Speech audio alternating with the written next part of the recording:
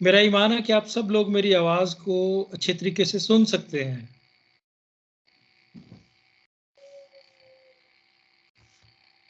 प्यारे चीजों, बिल्कुल, बड़ी आज जी आप सुन सकते हैं मेरी आवाज? जी, जी, बिल्कुल, बिल्कुल आपकी आवाज़ क्लियर है। जी, आमीन आमीन, प्रेज द लॉर्ड। प्यारे चीजों, आज जो मैं बात आपके दरमियान में खुदावंद की तरफ से लेकर आया हूँ, पिछले दिनों मैं खुद रूहानी जंग में मसरूफ़ था और दुआ में खुदावंद से रहनुमाई तलब कर रहा था। तो मुझे खुदा ने वही बात सिखाई जो चंद साल पहले खुदा ने जो मुझ पर जाहिर की थी, और खुदावंद ने फिर मुझे ये बोझ दिया कि मैं कलीसिया को ये बात याद कराऊं और सिखाऊं। ये रूहानी जंग के ताल्लुक से है और दुआ के ताल्लुक से है, क्योंकि खुदा जो हमारा बाप है वो हमारी ज़रूरतों से वाकिफ़ है। वो हमें ज़रूरतें पूरी करने के लिए राह दिखाता है, रास्ता तैयार करता है, अपने कलाम के वसीले से हमारे बंधन और जुए तोड़ता है। तो याद करें, रखें कि इससे पहले कि कोई आपकी ज़िंदगी में बड़ा प्रोजेक्ट आए, उस बड़े प्रोजेक्ट से पहले आपको उस प्रोजेक्ट के मुतालिक कोई बात बताई जाती है। पहले आपको सुनाया जाता है, बताया जाता है, तो फिर आप सुनने के बाद, उस प्रोजेक्ट को सुनने के बाद आप फैसला करते हैं कि आपने वो काम करना है या नहीं। और फिर उस फैसला करने के बाद आप जब अमल करते हैं तो वो चीज़ जो आपको अच्छी लगती है, आप उससे बरकत पाते हैं। तो सुनाया जाना, सिखाया जाना जो है वो खुदा की तरफ से तय है। इसलिए कलाम खुदा कहता है कि ईमान सुनने से पैदा होता है और सुनना मसीह के कलाम में से है। ईमान जो हमारी मसीही जिंदगी का सबसे बड़ा हथियार है, जो खुदा ने सबको एतदाल के साथ बख्शा है। सब ईमानदारों को, छोटे से छोटे मसीही को, जिसने कल ही यीशु मसीह पर ईमान लाकर नई जिंदगी का आगाज किया हो, उसके पास भी उतना ही ईमान होगा जितना कोई खुदा के बहुत बड़े खादम के पास होता है। अगर उसको समझ हो, खुदा के कलाम की बात की समझ हो, तो वो उसी तरह उस ईमान का इस्तेमाल कर सकता है जिस तरह कोई छोटा खादम इस्तेमाल कर सकता है। तो अगर आज के कलाम को कोई नाम दिया जा सकता है तो वो है, हमारी दुआओं के ताल्लुक से हमारी रूहानी जो जंग है उसमें हमें कैसा रवैया अख्तियार करना चाहिए। देखें, खुदा जो दुआओं का जवाब देना चाहता है, जिसने दुआ करने के ताल्लुक से हमें सिखाया है, उसने मत्ती की इंजील के 7वें बाब में हमें कहा कि मांगो तो तुम्हें दिया जाएगा। बहुत मशहूर आयत है। इस आयत पर ही बहुत लंबी बात की जा सकती है, लेकिन चूंकि पूरे मैसेज को कवर करना है तो मैं सिर्फ बहुत स्पीड से खास खास नुक्तों पर रोशनी डालूंगा ताकि आप लोग सारे बातों को समझ सकें, ताकि जो मैं चीज़ सिखाना चाहता हूँ आज के इस सेशन में, खुदा की तरफ से, खुदा के पाक रूह ने जो बोझ मुझे दिया, उसको आप सीख सकें। जब ये कहा गया कि मांगो तो तुम्हें दिया जाएगा, तो जो कह रहा है वो कौन है? वो तो खुदाए कादर है जो कह रहा है कि मांगो तो तुम्हें दिया जाएगा। कादर मतलब खुदा के मुंह के अल्फाज हैं कि मांगो तो तुम्हें दिया जाएगा। तो इसका मतलब है कि वो खुदा जिसकी शख्सियत ला तब्दील है, जिसका कलाम ला तब्दील है, जब वो कह रहा है कि मांगो तो दिया जाएगा, तो फिर इसका मतलब है कि अगर आप मांगेंगे तो जरूर मिलेगा। और फिर उसने, याद करें इस आयत पर, गौर करें इस बात पर कि उसने ये नहीं कहा कि कुछ मांगो तो दिया जाएगा। उसने लिमिट ही नहीं रखी आपके लिए। वो आपको सब कुछ देना चाहता है। जितने भी इस रोए जमीन पर किसी इंसान की जरूरतें हो सकती हैं, जिस किस्म की भी मुसीबतें इंसान की जिंदगी में आ सकती हैं, उन सब के हल के लिए उसने आपके लिए, कलीसिया के लिए, मेरे लिए दुआ का हथियार बनाकर हमें दे दिया कि तुम जो बाग एदन में से मेरे हुजूर से निकाल दिए गए, यीशु मसीह में वापस आकर मेरे साथ दुआ में डायरेक्टली राब्ते में आ सकते हो। बाकी दुनिया तो बड़े तरीकों से खुदा को ढूंढने की, उसको पुकार कर उससे बातें करने की कोशिश करती है, लेकिन हमें खुदा का शुक्र है कि हमें यह कहा गया, हमें यह सिखाया गया कि वो हमारा बाप है, हमारा खालिक और मालिक बादशाह भी है, लेकिन उसका एक खास रिश्ता है जो कलीसिया के साथ मुकर्रर किया गया, और वो रिश्ता है बाप का, जो किसी और के पास नहीं है, जो सिर्फ और सिर्फ कलीसिया के पास है। कलीसिया जो अजल से खुदा का एक पोशीदा मंसूबा था, जो खुदा में अजल से पोशीदा था। पौलुस रसूल इफिसियों के खत में कहते हैं कि ये एक ऐसा पोशीदा खुदा का मंसूबा था जिसको खुदा आखिर जमाने में सामने लाया है। तो कलीसिया बहुत बाख्तियार और सबसे ज्यादा जमीन पर जोरावर अगर कोई ग्रुप, कोई लोग हो सकते हैं तो वो कलीसिया है, क्योंकि कलीसिया वो है जिसके वसीला से खुदा जमीन पर अपने एजेंडे को, अपने काम को करता है। कलीसिया को बहुत अख्तियार दिया गया है। अब जब हमारे लिए लिमिट ही नहीं रखी गई कि कुछ भी मांगे तो मिल सकता है, और जो मांगने देने वाला है वो कह रहा है कि मांगो तो तुम्हें दिया जाएगा, इसका मतलब है कि उसकी मर्जी है, वो देना चाहता है तो उसने कहा कि मांगो तो दिया जाएगा। इसलिए ये बात तो तय हो गई कि अगर मांगेंगे तो मिले ही, क्या मिलेगा। अब कलाम को सुनते और समझते और पढ़ते लोग किस तरह से हैं, ये उनके अपने ऊपर डिपेंड करता है। यीशु मसीह ने कहा कि जिसके कान हो वो सुने कि रूह कलीसियाओं से क्या फरमाता है।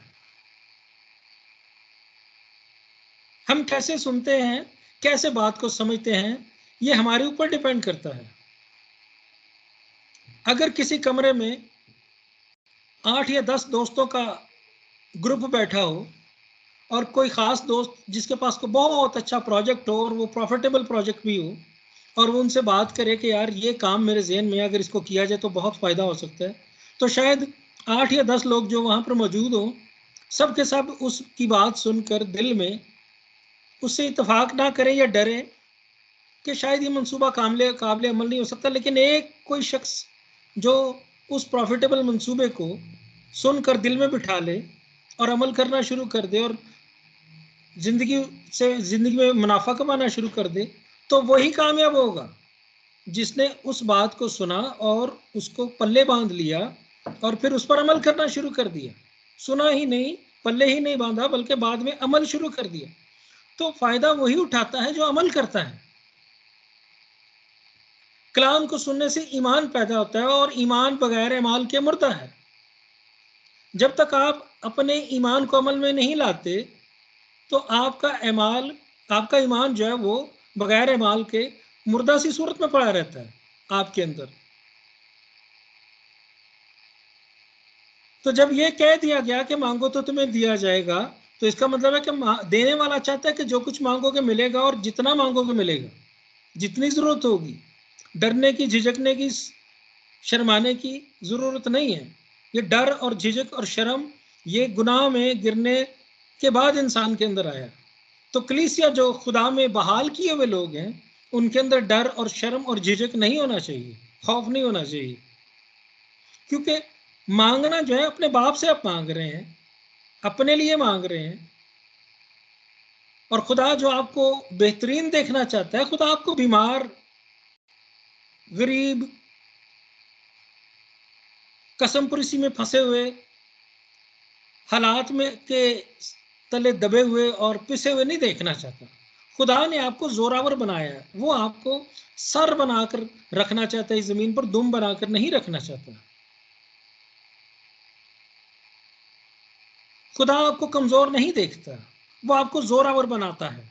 इसलिए लिखा कि बस जो कमजोर है वो क्या, मैं जोरावर हूं।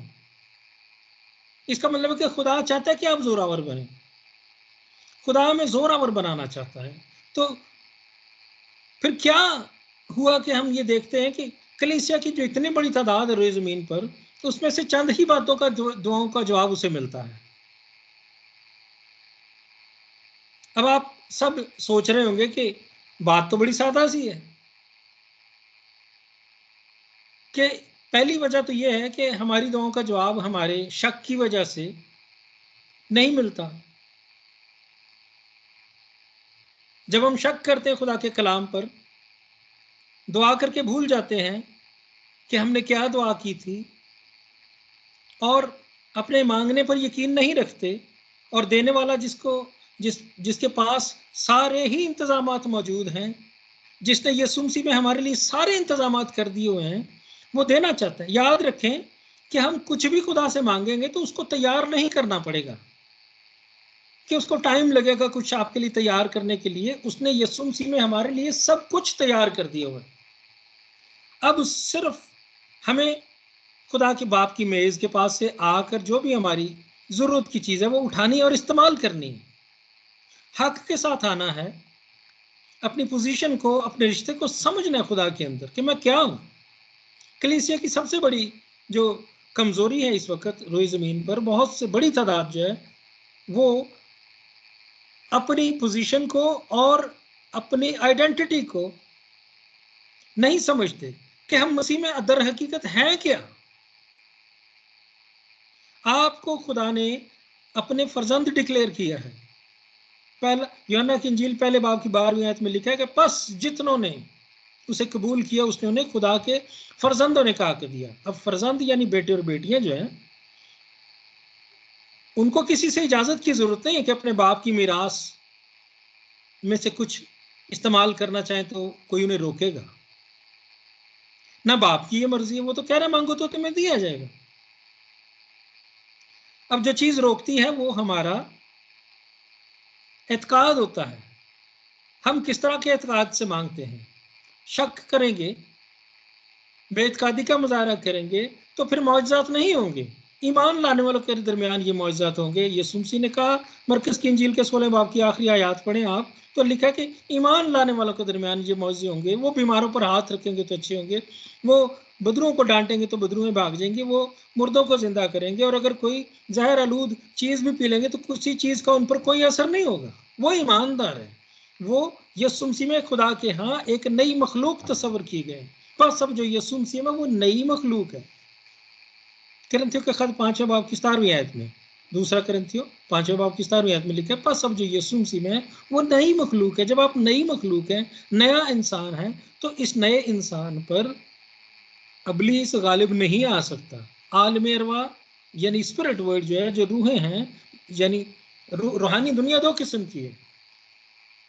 एक तो वो रूहानी दुनिया जिसका बादशाह खुदा है, और दूसरी रूहानी दुनिया वो जो खुदा का मुखालिफ और आपका और मेरा दुश्मन जो है वो अबलीस है, जिसके यहाँ तारीकी की दुनिया है, तारीकी की वो बदरू हैं। वो रूहानी दुनिया जो तारीकी की दुनिया है वो कलीसिया पर गालिब नहीं आ सकते, क्योंकि ये यीशु ने कहा है और ये ला तब्दील कलाम है। खुदा ने इजाजत ही नहीं दी कि कोई रूह आपके ऊपर गालिब आए और आपको झंझोड़े और आप पर गलबा पाए और आप उससे मार खाएं और आपकी दुआओं का जवाब रुका रहे। ऐसा हो ही नहीं सकता। लेकिन प्रॉब्लम यह है कि जिस तरह रूहानी दुनिया जो है, जिसको हम स्पिरिट वर्ल्ड कहते हैं या स्पिरिचुअल रियलम कहते हैं, जो खुदा की दुनिया है, रूहानी दुनिया, उसके असूल मुकर्रर किए हैं खुदा ने। अब असूल को खुदा ना खुद तोड़ता है, ना वो हमें हमारे लिए तोड़ेगा। देखें, शक को दूर करने का तो बड़ा ही आसान तरीका यीशु ने बता दिया। मरकज़ की इंजील के 11वें बाब में यीशु ने कहा कि जो कुछ तुम दुआ में ईमान के साथ मांगते हो, समझो कि तुम्हें मिल गया, यानी यकीन करो कि तुम्हें मिल गया और वो तुम्हें मिल जाएगा। मरकज़ की इंजील के 11वें बाब में आप ये आयत पढ़ सकते हैं। गालिबन ये 23वीं 24वीं आयत में जाके आपको मिलेगा कि जो कुछ तुम दुआ में ईमान के साथ मांगते हो, यकीन करो कि तुम्हें मिल गया और वो तुम्हें मिल जाएगा। अब यकीन करो उसी वक्त जब तुमने दुआ की। पहला स्टेप जो है दुआ करने का है, मांगने का है। जैसा उसने कहा कि मांगो तो तुम्हें दिया जाएगा। अब अगला रूहानी असूल शक पर गालिब आने का बता दिया कि समझ लेना है कि मुझे मिल गया है, उसी वक्त अपनी रूह में आपको मिल जाएगा। याद रखें कि हम रूहानी लोग हैं, हम जिस्म में रहते हैं लेकिन हैं हम रूहानी लोग। कलीसिया रूहानी लोगों का मजमा है। जिनके दिल की आंखें रोशन की गई हैं, जिनको खुदा ने अपना मकदस बनाया, जिनके अंदर अपना रूल खुदस हमेशा के लिए डाल दिया गया, रख दिया गया है। और ये रूल कुदस जो है वो हमारी हमेशा की जिंदगी का बयाना है, जो हमें इनाम के तौर पर पहले से दे दिया गया है। खुदा की मिरास का हिस्सा बने हैं आप। खुदा की मिरास का हिस्सा बनने का मतलब ये है कि खुदा ने जो कुछ भी तैयार किया वो आपके लिए तैयार किया, उसको तो किसी चीज की जरूरत नहीं है। वो खुदा कादिर मुतलक है। उसने ये सब कुछ किसके लिए बनाया है? आपके और मेरे लिए, जिनसे वो प्यार करता है, जिनको उसने अपनी सूरत और शबीह पर बनाया है, जो खुदा का खानदान होने के लिए बनाए गए थे।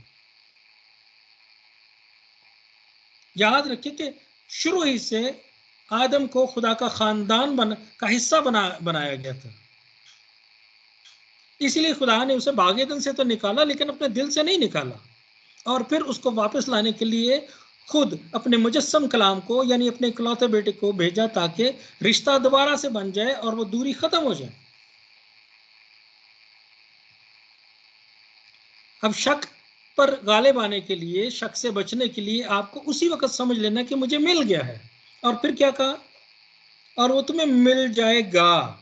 यानी आपकी दुआ का जवाब लगने में टाइम लग सकता है। देखें, दुआओं के जवाब में खुदा दो तरह से काम करता है। एक तो इंस्टेंट मौजज़ा है, जो आपको किसी खुदा के खादिम ने आप पर हाथ रखा, दुआ की और आप उसी वक्त 100% शिफा पा गए। या खुद आपने अपने घर में बैठकर अपने लिए दुआ की और आप इंस्टेंटली उसी वक्त 100% शिफा पा गए, आपके लिए मौजज़ा हो गया, आपकी ज़िंदगी बदल गई, आप गालिब आ गए। और फिर कभी आप बीमार, वो बीमारी जिससे आपने शिफा पाई वो आप पर गालिब नहीं आएगी। ये मौजज़ा है। और दूसरा तरीका यह कि ग्रेजुअली, आहिस्ता आहिस्ता आपका मौजज़ा आपके लिए तैयार होना शुरू हो गया और वो तुम्हें मिल जाएगा। इसका मतलब यह कि जैसे ही आपने दुआ की, हो सकता है अगले दिन आपको दुआ का जवाब मिले, हो सकता है 1 हफ्ते बाद मिले, हो सकता है 1 महीने बाद मिले, हो सकता है 1 साल बाद दुआ का जवाब मिले। या यह भी मुमकिन हो सकता है कि जो चीज़ आपने मांगी है वो कोई ऐसी चीज़ है जिसके लिए आप अभी तैयार नहीं, और हो सकता है आपको ज़्यादा टाइम लगे, 1 साल से भी ज़्यादा लग जाए आपका दुआ का जवाब आने में। तो ऐसी सूरत में यीशु ने क्या कहा कि समझो कि तुम्हें मिल गया और वो तुम्हें मिल जाएगा। इसका मतलब ये हुआ कि इंतज़ार करना पड़ेगा, और इस इंतज़ार के दौरान आप ये नहीं सोच सकते कि मुझे मिलेगा नहीं। यही वो बात है जो आपकी दुआ को रोक सकती है, जो रोक देती है।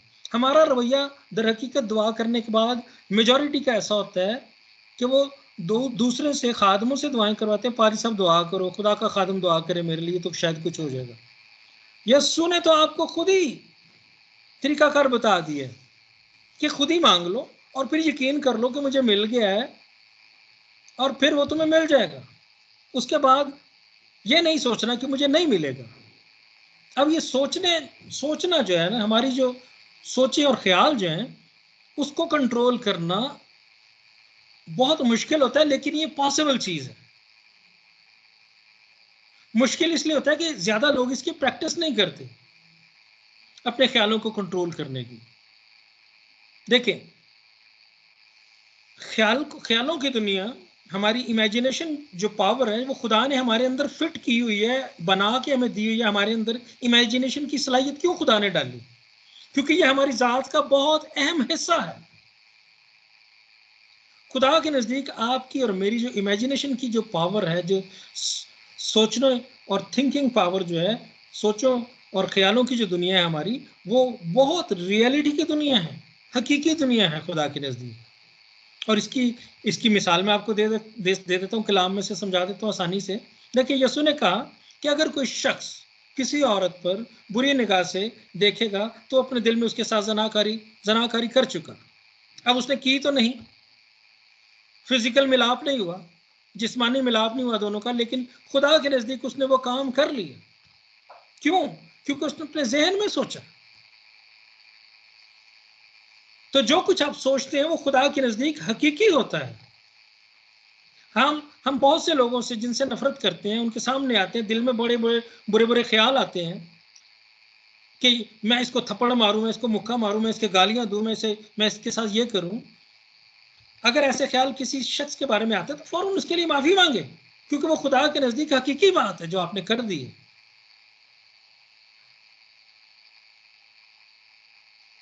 लिहाजा जो हमारी सोचने समझने की जो जिबिलत है, जो हमारे अंदर खुदा ने गिफ्ट दिया हुआ है, सोचने समझने की सलाहियत जो हमें दी हुई है, वो एक हकीकी दुनिया है हमारी। गो कि हम अपने प्लान्स पर छुपे हुए, हमारे अंदर जो बहुत अंदर छुपे हिडन प्लान्स होते हैं, अंदरूनी बातें जो दूसरों को हम बताते नहीं, अपने दिल के ख्याल अपने अंदर ही रखते हैं, बुरे ख्याल होते हैं, अच्छे भी हो सकते हैं, लेकिन वही खुदा के नज़दीक हकीकी होती है दुनिया।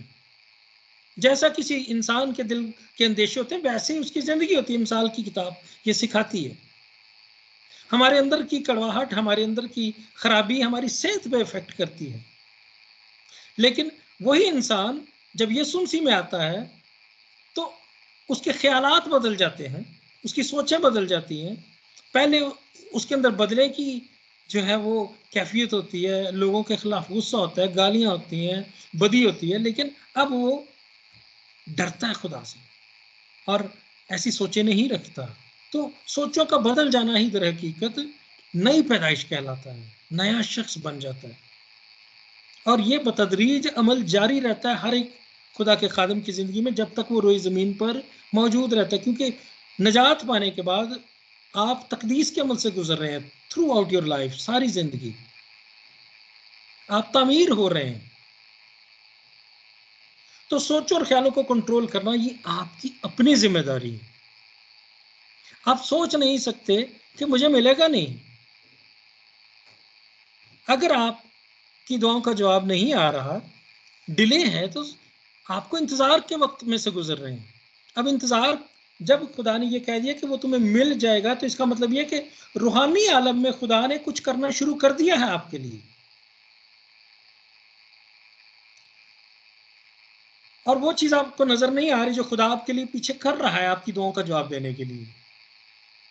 लेकिन जैसे ही आप बुड़बड़ाए, मनफी बोले, मनफी रवैया अख्तियार किया, तो वो प्रोसेस जो खुदा ने आपके लिए रूहानी मकामों में शुरू किया वो रुक जाएगा। खुदा आपकी दुआ का जवाब देने के लिए काम कर रहा था, लेकिन अपने मनफी बोलने से, मनफी सोचों को अपने ज़हन का कंट्रोल कर लेने से और उस कंट्रोल को सही समझ लेने से मैं मनफी हो गया, मैं मनफी हो गई, और फिर क्या हुआ, पीछे खुदा ने मकाम रोक दिए।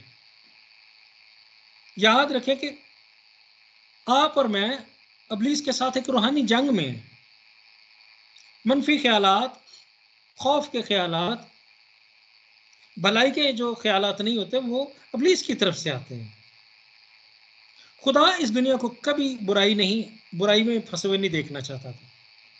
ये इब्लीस के प्लान्स है जो इस दुनिया का, इस जमीन का इस वक्त हाकम है टेम्पररी तौर पर, जिसकी बादशाही का जल्द खात्मा हो जाएगा। जब यीशु जमीन पर आएंगे तो उसकी बादशाही का खात्मा हो जाएगा। इसीलिए तो हम दुआ करते हैं कि ए हमारे बाप, तेरा नाम पाक माना जाए और तेरी बादशाही है। तो हमारी सोचें और ख्यालात वो मैदान है जहां पर या तो आप इब्लीस से हार जाते हैं या उसे हराते हैं। तो सोचों और ख्यालों को कंट्रोल करने से हम अपनी रूहानी जो जिंदगी उसको मजबूत बना लेते हैं। देखें, जैसे ही आपको कोई मनफी ख्याल आए, आप उसको कैंसिल करें, ऊंची आवाज में बोलें और कहें कि इब्लीस, ये ख्याल तेरी तरफ से है, खुदा ने मेरी दुआ का जवाब दे दिया, वो मेरे लिए कर रहा है, मुझे मिल जाएगा, तू शट अप, तू चुप हो जा, तुझे बोलने का, तुझे मेरे अंदर मनफी ख्याल डालने का कोई हक नहीं है, मैं तुझे इजाजत नहीं देता, नहीं देती। याद रखें कि कहा गया कि इब्लीस का डट कर मुकाबला करो तो तुमसे भाग जाएगा, याकूब के खत उसके 4 बाब की 7वीं आयत में। अब ये जो इब्लीस के साथ मुकाबला करना है, जंग लड़ना है, ये रूहानी जंग है। हम समझते हैं कि रूहानी जंग जो ये है वो है कि हम घंटों घंटे दुआ में बैठेंगे और तो फिर हम रूहानी जंग कर रहे हैं। ठीक है, आप दुआ करें, बहुत अहम बात है। दुआ हमारा बहुत बड़ा हमारा रूहानी जिंदगी का हमारा हथियार है, लेकिन इब्लीस के खिलाफ लड़ना अपने खुद है। हम दुआ में खुदा से मदद मांगते हैं कि खुदा हमारे लिए जंग लड़े। याद रखें, यही मिसअंडरस्टैंडिंग है बहुत से कलीसिया के जो बड़ा तबका है वो इसको मिसअंडरस्टैंड करता है। ये रूहानी जंग आपने खुद लड़नी है। पुराने अहदनामे के मुकद्दसीन ये दुआ कर सकते थे कि तू मेरे लिए भाला निकाल, अपनी सिफर भी निकाल, अपनी तलवार भी निकाल, मेरे लिए जंग लड़। अब यीशु मसीह आपके लिए कुर्बान हो चुके हैं, फातिहा बन चुके हैं, और उन्होंने डिक्लेयर कर दिया कि आसमान और जमीन का कुल अख्तियार मुझे दिया गया। अब जंग जीती जा चुकी है रूहानी आलम में आपके लिए। अब यीशु ने रूहानी आलम में इब्लीस के सर को कुचल दिया हुआ है। वो बात जो खुदा ने पैदाइश की किताब के 3 बाब की 15वीं आयत में कही थी कि मैं तेरी और औरत की नस्ल के दरमियान में अदावत डालता हूं, खुदा ने खुद अदावत मुकर्रर की। याद रखें, ये जो दुश्मनी इब्लीस ने आपके और मेरे साथ जिसकी शुरुआत की थी, खुदा ने कहा कि अब ये जारी रहेगी, क्योंकि मैं चाहता हूं कि ये जारी रहे जब तक कि तेरे सर को ना कुचला जाए। अब सर को तो कुचल दिया यीशु ने रूहानी मुकामों में आकर, सलीब पर कुर्बान होकर, और फिर उसी यीशु ने जमीन पर आपको पहले से कह दिया था कि तुम सांपों और बिच्छुओं को कुचलो और दुश्मन की सारी कुदरत पर गालिब हो। अब इब्लीस के मुतालिक जो किसी दौर में एक बहुत बड़ा मुकर्रब फरिश्ता था, उसके मुतालिक बाज खादम, एक बहुत बड़े खादम को जिसके बहुत ज्यादा फॉलोअर्स भी हैं, मैंने उसको चंद साल पहले मेरे एक इक्वाडोर के दोस्त ने मुझे कहा कि इसका पैगाम सुनो, बहुत ज़बरदस्त प्रीच करता है। तो वो अपने पैगाम में ये सिखा रहा था उस वक्त कि देखो, इब्लीस से हमें डायरेक्ट वॉर में नहीं आना। वो बहुत बड़ी एक हस्ती है और बहुत बड़ा उसके पास जो है ना पावर है। ये बिल्कुल गलत तालीम है। अगर कोई खादम ऐसी तालीम देता है तो ये कलाम के खिलाफ है, कलाम के मुनाफी है। वो डरा रहा है आपको इब्लीस से जंग करने से, जबकि कलाम खुदा ये कहता है कि खौफ ना कर। कलाम खुदा ये कहता है कि तुम सांप और बिच्छुओं को कुचलो और दुश्मन की सारी कुदरत पर गालिब आओ। गालिब आने का आपको हुक्म दिया गया है। क्यों हुक्म दिया गया? क्योंकि यीशु मसीह ने सारा अख्तियार खुद ले लिया। आसमान और जमीन का कुल अख्तियार किसके पास है? यीशु के पास है। तो फिर इब्लीस के पास क्या है? जीरो, कुछ भी नहीं है उसके पास। हाँ, जो सलाहियतें, जो पावर्स उस फरिश्तों को दी गई थी, हर एक फरिश्ते को, वो पावर्स उससे नहीं छीनी गई। लेकिन याद रखें कि उसकी सलाहियतें उसके पास हैं, उसके पास जो पावर एबिलिटीज हैं वो उसके अंदर है, लेकिन उसकी एबिलिटीज यीशु के अख्तियार के आगे जीरो हैं। याद रखें, अख्तियार बड़ा होता है पावर से। जो एक छोटा सा सिपाही होता है उसके अंदर तो कोई ताकत नहीं, सूखा सड़ा सा होता है। अख्तियार की वजह से वो किसी भी बड़े से बड़े शख्स को हाथकड़ी में बांध कर ले जाता है, अपने से जोरावर को, क्योंकि उसके पास अख्तियार है। अख्तियार बड़ा है। अख्तियार जंजीरें पहना देता है तारीकी की कुव्वतों को।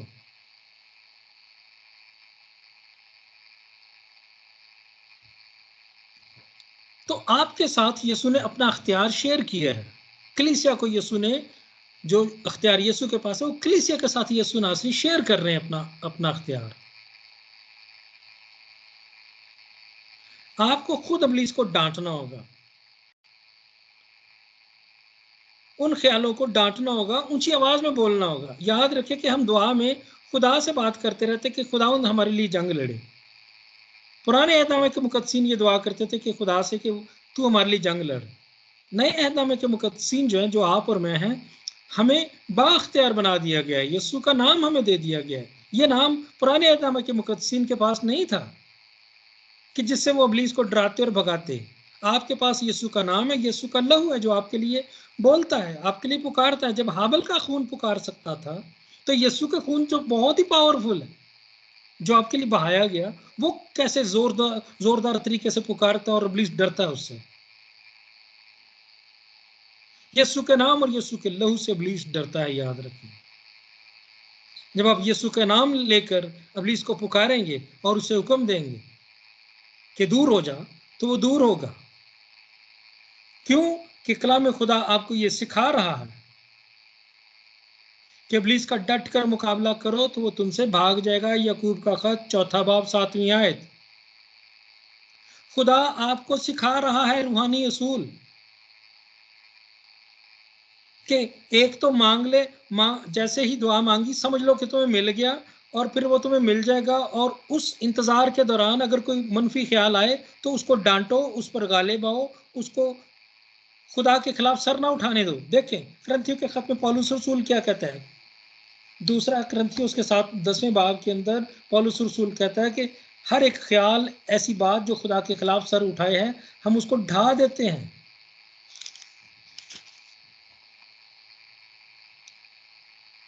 दूसरा करंथियों 10वें बाब की 4वीं आयत में कहता है कि इसलिए कि हमारी लड़ाई के हथियार जिस्मानी नहीं बल्कि खुदा के नज़दीक किलों को ढा देने के काबिल हैं। 5वीं आयत में कहता है चुनाचे हम तसव्वुरात और हर एक ऊंची चीज़ को जो खुदा की पहचान के बरखिलाफ सर उठाए हुए है ढा देते हैं, और हर एक ख्याल को कैद करके मसीह का फर्मा बरदार बना देते हैं। अपने ख्यालों को काबू करना, अपने ख्यालों को बदलना, उनको ठीक करना, ये हमारी जिम्मेदारी है, और इसका दारोमदार आपकी ज़ुबान पर है। इसीलिए कलाम खुदा में मिसाल की किताब में लिखा है कि ज़िंदगी और मौत ज़ुबान के काबू में।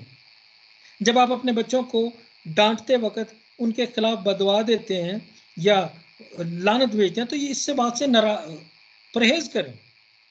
अपने बच्चों के लिए अच्छी बात बोलें, किसी भी इंसान के लिए, अपने दुश्मन के लिए भी अच्छी बात बोलें, क्योंकि कलाम खुदा अंजील मुकद्दस नए अहद में के जो हम मुकद्दसीन है कि हम अपने मुखालिफिन पर लानत नहीं भेज सकते। हमें मना किया गया है, लानत ना करो, बरकत चाहो, अपने सताने वालों के लिए दुआ करो, अपने दुश्मनों के लिए बरकत चाहो। जब हमें दुश्मनों के लिए बरकत चाहने का कहा गया है, तो हम अपने बच्चों के खिलाफ कैसे बुरे लफ्ज इस्तेमाल कर सकते हैं कि ये तो है ही लानती। हमें बुरी सोचों, बुरे ख्यालों से, बुरे लफ्जों से परहेज करना होगा। हमें ये सोचने की इजाजत नहीं है कि मेरा क्या बनेगा, ये बीमारी मुझे मार देगी, मैं ठीक नहीं हो सकता, ये लाइलाज बीमारी है। डॉक्टर्स की रिपोर्ट आपको डरा सकती हैं, आपके लिए वो डेथ का जो है ना वो परवाना भेज सकती है, लेकिन कलाम खुदा जो हकीकी और जिंदा और सच्चा कलाम है, ये आपको इजाजत नहीं देता कि आप ऐसा सोचें। कलाम खुदा आपके लिए जिंदगी डिक्लेयर करता है। इसने लिखा है कि यस्सु के मार खाने से हमने शिफा पाई है। ये हो चुका है 2000 साल पहले। आपकी शिफा खरीद ली गई है, यस्सु ने खुद मार खा ली ताकि आप शिफा पा सकें। अब कैंसर, ब्लड प्रेशर, दिल के अमराज, गुर्दों के अमराज, ये आपको मार नहीं सकते। आपने ईमान ले आना कि मुझे शिफा मिल गई है, मैं ठीक हो गया हूं, अब मैं मरूंगा नहीं, मुझे जिंदगी मिल गई है, अब ये बीमारी मुझे छू नहीं सकती, मुझ पर गालिब नहीं आ सकती, मेरे जिस्म को खराब नहीं कर सकती अंदर से। और फिर जैसा कि खुद कहा गया कि इब्लीस का डटकर मुकाबला करो, और उसको भगाने का काम आपका अपना है। खुदा से आपने, खुदा के सामने सिर्फ आपने शुक्रगुजारी, हमदो सना का जो बड़ा मजमा है वो सजाना है, और अपनी मिन्नतें और गुजारिशें जो हैं वो खुदा के सामने शुक्रगुजारी के साथ पेश करनी है, और उसके बाद इब्लीस को खुद डांटना है। क्योंकि खुदा ने आपको कहा है कि लड़ाई आपकी है। खुदा ने इसीलिए बाग अदन में से ही आपकी और मेरी दुश्मनी जो है मुकर्रर की है इब्लीस के साथ। रूहानी मकामों में यीशु ने अब आपके लिए और मेरे लिए जंग जीत ली हुई है, और आपको और मुझे अपना नाम दे दिया, ताकि आप इब्लीस को उस नाम से हुक्म दें, ताकि वो आपके घराने से दूर हो। आपकी औलादों के पीछे जो नशे की लानतों में नौजवान घिरे हुए हैं, उनके पीछे तासीरें हैं। आपके दुश्मन आपकी दुआओं का जवाब जो रुका हुआ है, उसको इब्लीस कहीं जब जब रोक रहा है तो उसको डांटना पड़ेगा। जैसे दानियल के जो दुआ के जवाब को उसने 21 दिन तक रोके रखा, दानियल के 10वें बाब में, तो पीछे से मुकर्रब फरिश्ता आया फारस के मक्कल से लड़ने के लिए, ताकि दानियल को दुआ का जवाब पहुंच सके। 21 दिन के बाद उसके पास दुआ का जवाब पहुंचा। लेकिन आज आप और मैं ज्यादा इंतजार करने की जरूरत नहीं है। अब इसको डांटें, उसको हुक्म दें, उसके चलाए हुए तीरों को यीशु के नाम से फेल करें, और खुद इब्लीस से कहें कि दूर हो जा। एक खुदा के खादम को मैंने उसकी टेस्टिमनी सुनी, उसकी बीवी का मतलब बताया गया कि इसको ब्रेन ट्यूमर है और वक्त बहुत कम है, लास्ट स्टेज है। वो शख्स फौरन ही साथ वाले कमरे में गया, डॉक्टर ने जो जैसे उसे ये बताया, साथ वाले कमरे में गया हॉस्पिटल के, और वहां उसने अकेले में जाकर इब्लीस को ऊंची आवाज में डांटा उसने उस ट्यूमर का नाम लेकर ट्यूमर को हुक्म दिया कि मैं तुझे यस्सु के नाम से हुक्म देता हूं कि मेरी बीवी के दिमाग, दिल को, जिस्म को छोड़ और दूर हो जा। उसने दुआ नहीं की, जाकर डायरेक्ट ट्यूमर से बात की, ट्यूमर का नाम लेकर ट्यूमर को पुकारा और कहा कि दूर हो, मैं तुझे हुक्म देता हूं। ये है रूहानी जंग, इब्लीस के साथ डायरेक्ट लड़ना। हम समझते हैं कि सिर्फ खादमों को बदरूहें ही निकालनी चाहिए, बदरूहों के निकालने तक हमारे पास हथियार है। नहीं, कलाम खुदा में देखें, रूमियों के खत 16 बाब 20वीं आयत में लिखा है, खुदा जो इत्मीनान का चश्मा है वो तुम्हारे पांव से जल्द इब्लीस के सर को कुचलवा देगा। कुचलने का काम आपका अपना है, खुदा से नहीं आप कह सकते कि अपना तलवार निकाल, भाला निकाल, मेरे लिए जंग लड़। अब आप कलीसिया हैं, आप बाख्तियार हैं, आपके पास यीशु का अख्तियार है, अब डरने की जरूरत नहीं है। इब्लीस आपसे डरता है। वो सिर्फ उस वक्त तक खुश रहता है कि जब तक कोई खुदा का खादम अपनी जुबान को बंद रखता है। ईमान उसके अंदर है, वो अगर ईमान है और वो जुबान का इस्तेमाल नहीं करे तो इब्लीस बड़ा खुश है। ठीक है भाई, ये तो चुप बैठा है, इसकी खैर है, इसको मैं जितनी दफ़ा देर तक मर्जी पागल बना सकता हूँ, इसके ख़ानदान को बहुत देर तक मैं मुसीबत में फंसा के रख सकता हूँ। लेकिन जैसे ही आपने अपनी ज़ुबान खोली, जैसे यीशु ने कहा था कि अगर तुम सच्चाई से वाकिफ होगे तो सच्चाई तुम्हें आज़ाद करेगी। और हुसैन नबी की किताब में खुदा ने कहा कि मेरे लोग अदम मार्फत की वजह से हलाक हुए, यानी लैक ऑफ नॉलेज, इल्म की कमी की वजह से मार खा रहे हैं, हलाकत में पड़ रहे हैं। अब आप बाख्तियार हैं, आप अपनी दुआओं का जवाब, अगर देर लग रही है तो अगर इब्लीस उस दुआ के जवाब को रोके तो फौरन उसको डांटना शुरू करें। एक खुदा के खादम ने अमेरिका में अपने घर को बेचने के लिए बोर्ड लगा दिए, अपने ग्राउंड में ऊंचा सा उसने बोर्ड लगा दिया कि मैं अपना घर फरोख्त करना चाहता हूँ। और बड़ी वो दुआ करता रहा, 2 साल तक उसका घर ना बिका। और 2 साल के बाद एक दिन खुदा ने उसे सिखाया कि तू इब्लीस को क्यों नहीं डांट रहा। और उसी दिन उसने जाके इब्लीस को डांटा। और 2 दिन के बाद ही उसका एक हमसाया उसके पास आया और उसने कहा कि सर मैं आपका घर लेना चाहता हूँ, मुझे ये घर शुरू से बहुत पसंद था, जिस दिन ही आपने बोर्ड लगाया था मैं तो उसी वक्त लेना चाहता था। अब वो शख्स सोच रहा है कि यार मैं तो खुद ही मैंने डिले कर दिए, 2 साल पहले जिस दिन मैंने ये बोर्ड लगाया था उसी वक्त से ये शख्स घर लेना चाह रहा था, और ये बता रहा है कि 2 साल से ये इसके पैसे से मिल नहीं रहे थे, इसलिए इसको देर लगी और अब इसे मिले हैं तो ये घर लेने के लिए आ गए। वो हैरान हो गया कि इब्लीस ने कैसे 2 साल तक उसके घर को बिकने से रोके रखा, और जैसे ही उसने सही दुआ की फौरन दुआ का जवाब भी आ गया। वो शख्स 2 साल से अपने पैसे ना उसको मिलने की वजह से उसका मिल नहीं रहे थे, वो फंसा हुआ था और वो इंतजार कर रहा था कि जैसे उसको श्योरिटी मिले कि उसके पैसे उसे मिल जाएंगे, वो जाकर बात करे ओनर से कि मैं आपका घर खरीदना चाहता हूँ। उसने कहा कि हमें आपका घर शुरू से बहुत पसंद था, तो आज हमें पता चल गया कि हमें पैसे जल्द मिल जाएंगे तो हम आपका घर खरीद लेंगे। उसने खुदा का शुक्र किया कि खुदावंद तूने मेरा ये मसला हल कर दिया। तो बात है सही स्टेप उठाने की, सही खुदा के कलाम के रूहानी असूलों को फॉलो करने की। जब हम खुदा से कहेंगे कि तू हमारे लिए लड़, तो वो कहेगा लड़ाई का काम तो मैंने बाप को खुद दिया हुआ है, इब्लीस के सर को तुम्हें कुचलने का कहा हुआ है, इब्लीस का डटकर मुकाबला करने का हुक्म तुम्हें दिया हुआ है। तुम मुझसे कह रहे हो कि लड़, ये मैं नहीं करूंगा क्योंकि मैं लातब्दील खुदा हूं। हाँ, अगर इब्लीस नहीं रोक रहा और आप मनफी नहीं सोच रहे, आप अपने ख्यालों को ठीक सिमत में रखकर आगे बढ़ रहे हैं, इंतजार कर रहे हैं खुदा के दुआ का जवाब का, और मनफी सोच नहीं रहे, मनफी बोल नहीं रहे, तो फिर आपकी दुआ का जवाब जरूर आपको मिलेगा। हाँ, और अगर इब्लीस ने आपकी दुआ को जवाब को रोका हुआ है, उसने कोई बंदिश खड़ी की है, तो डांटना आपको पड़ेगा, खुद खड़े होकर उसको कहना पड़ेगा। याद रखें कि आप अपनी रूहानी हालत पर गौर मत करें, आप यीशु मसीह में उसका खून खरीदा है, आप खुदा के बेटे और बेटी हैं, आपका रुतबा बहुत बड़ा है। इसलिए छोटे से छोटा जो मसीही है, जब वो भी यीशु के नाम के अख्तियार के साथ इब्लीस को डांटेगा तो इब्लीस को उसकी सुननी पड़ेगी और भागना पड़ेगा। इसलिए अगर आपकी जिंदगी में दुआओं के जवाब रुके हुए हैं, बीमारी भाग नहीं रही, हालात बदल नहीं रहे, रुकी दुआओं का जवाब नहीं आ रहा, तो इब्लीस को डांटें खुद, अपनी रूहानी जंग को खुद अपने हाथ में ले लें, खुद तलवार निकाल लें, कलाम की तलवार, और इब्लीस पर वार करें और यीशु नाम से उसे हुक्म दे, तो वो भाग जाएगा आपसे। इब्लीस का डट कर मुकाबला करो तो वो तुमसे भाग जाएगा। खुदावंद आपकी दुआओं का जवाब देना चाहते हैं। खुदावंद आपको और मुझे कमजोर नहीं देखना चाहते।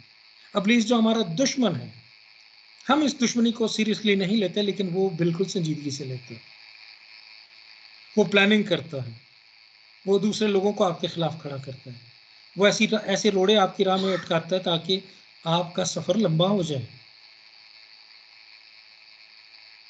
वो आपके खिलाफ लोगों को तैयार करता है। लेकिन हमारी लड़ाई खून और गोश्त से नहीं, इंसानों से नहीं है। शरारत क्यों रूहानी फौजों से जो आसमानी मुकामों में बसी हुई। बहुत जल्द उन्हें आसमानी मुकामों से भी निकाल दिया जाएगा यीशु की आमद पर। लेकिन अभी जब तक हम खुदा के जलाल में शामिल नहीं हो जाते, यीशु के आने तक, जब तक हम इस ज़मीन पर हैं, जब इस जिस्म में हैं, तो हमें इस जंग को संजीदगी से लेना होगा और इब्लीस को अपने आप से, अपने घराने से, अपनी ज़िंदगी से खुद दूर रखना होगा। डांट डांट कर उसको भगाते रहना होगा। अपनी रूहानी आंखों को खोलना होगा। खुदा के कलाम पर जो लिखा वो उस पर ईमान रखना होगा। खुदा आप सबको बरकत दे और आज का कलाम आपके दिलों में घर कर जाए और ये 100 गुना 60 गुना फल लाए, यीशु के नाम में, आमीन।